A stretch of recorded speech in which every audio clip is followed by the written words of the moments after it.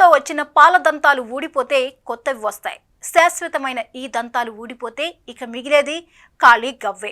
కట్టుడు పళ్ళే ఏకైక మార్గం. కానీ ఇకపై ఇది ప్రత్యామ్నాయం కాదు. ఊడిపోయిన చోట కొత్త పళ్ళు మొలుస్తాయి. ఇదేం మ్యాజిక్ కాదు.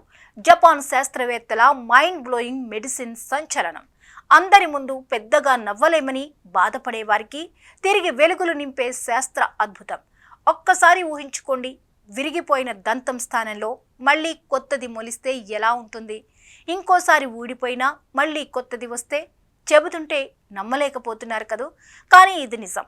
ఇంప్లాంట్ ఖర్చులు, కట్టుడు పళ్ళ కష్టాలు ఇవన్నీ పాతకాలపు సమస్యలుగా మారతాయి. ఇప్పుడు ఒక మాత్ర, ఒక ఇంజెక్షన్ సరిపోతుంది.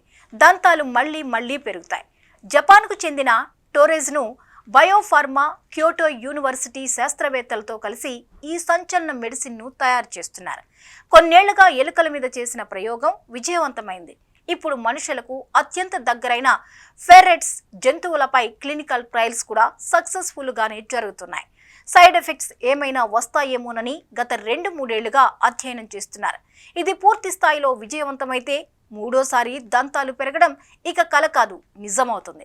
ఈ పరిశోధన వెనుక ఉన్న మాస్టర్ మైండ్ డాక్టర్ కట్సునో తకాహషి 2005 నుంచి ఈ ప్రయోగంపై కష్టపడుతూ దంతాల పెరుగుదలని ఆపేస్తున్న USAG1 జన్యువును టార్గెట్ చేశారు. దాన్ని అడ్డుకునే యాంటీబాడీ మెడిసిన్ తయారు చేశారు. ఫలితం పళ్ల మొలక.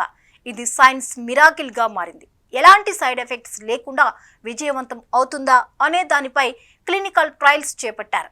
ఇదే గనక సక్సెస్ అయితే షార్క్లు, ఏనుగుల్లా మనుషులకు కూడా మళ్ళీ పళ్ళు తిరిగి వస్తాయి. ప్రమాదాల్లో పళ్ళు కోల్పోయిన వారు, వయసు మీద పడ్డవారు ఇకపై నవ్వు దాచుకోవాల్సిన అవసరం లేదు. 2030 నాటికి ఈ మెడిసిన్ మార్కెట్లోకి రావడం ఖాయంగా కనిపిస్తోంది. ఊడిపోయిన పళ్ళు మళ్లీ మొలిచే కాలం మొదలవుతోంది. నవ్వు కోల్పోయిన వారికి తిరిగి వెలుగులు నింపే శాస్త్ర అద్భుతం. మళ్ళీ పెరిగేలా దంతాలు. ఇవి కల కాదు, రేపటి వాస్తవం.